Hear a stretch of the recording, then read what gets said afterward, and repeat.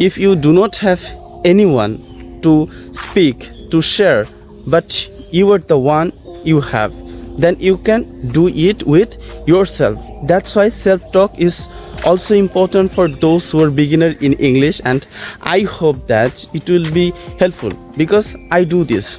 Today I am going to share with you 4 tips which is helpful for those who are trying to speak English. First is visualizing. Whatever you have to visual those types of things. If you cannot visualize anything, then how you can describe? And if you do not do that, then how will you deliver your speech? So first you have to describe your surroundings or whatever things you visual in your mind, then you can deliver that confidently and fluently. And you have to gather some information about that. You have to have enough knowledge about that. So that's why it is important that whatever you want to share, you want to say something, then you have to visual that, of course.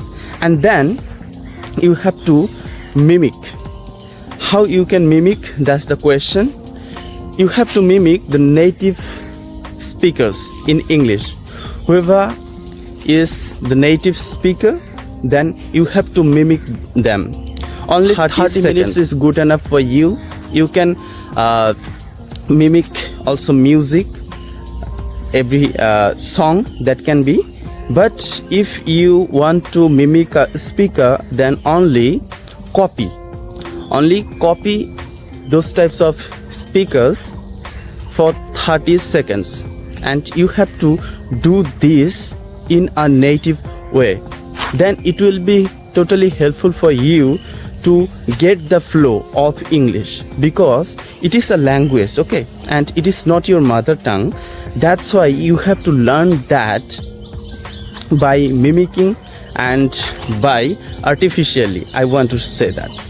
And that's why you have to force to get the fluency, and you have to force yourself to mimic the native speakers also. That's why you can get the fluency.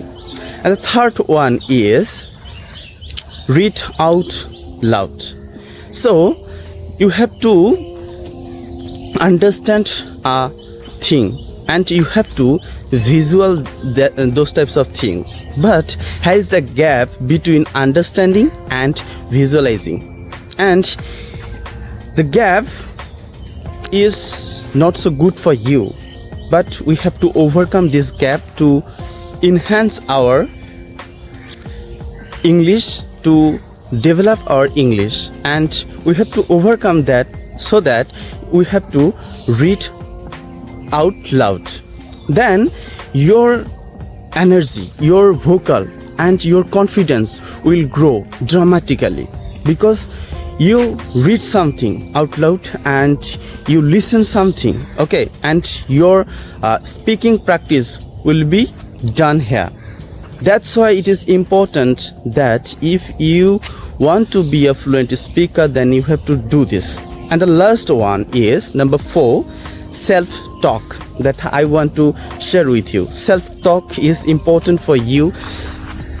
If you want to be a speaker, then you have to think a lot. How you can think, what to think, whatever things in your surroundings, whatever circumstances you have, then you can just think about that and you can talk with yourself. Then it will be totally helpful that whatever you see, whatever you feel, then you can just express. But how you can express all that if you do not have anyone to speak, to share, but you are the one you have, then you can do it with yourself. That's why self-talk is also important for those who are beginner in English, and I hope that it will be helpful, because I do this so many times and still I am doing right now. So still it is definitely helpful for me, and I hope that it will be totally helpful for you also. Thank you so much. So you have to visual whatever you think, then you can describe that, you can deliver your speech. After that you have to mimic, and then you can read out loud. Then your energy, confidence, all of these things related to English, spoken English, then it will be of course grown step by step. And then you have to do self-talk. That's an interesting thing for those who are beginners also. So this is the thing what is important for you. And now in the morning I'm walking right now in my university campus. As you can see, this is my university campus, and here I usually do self-talk and visual something. So in surroundings, as you can see, that's the thing is going on. Thank you so much.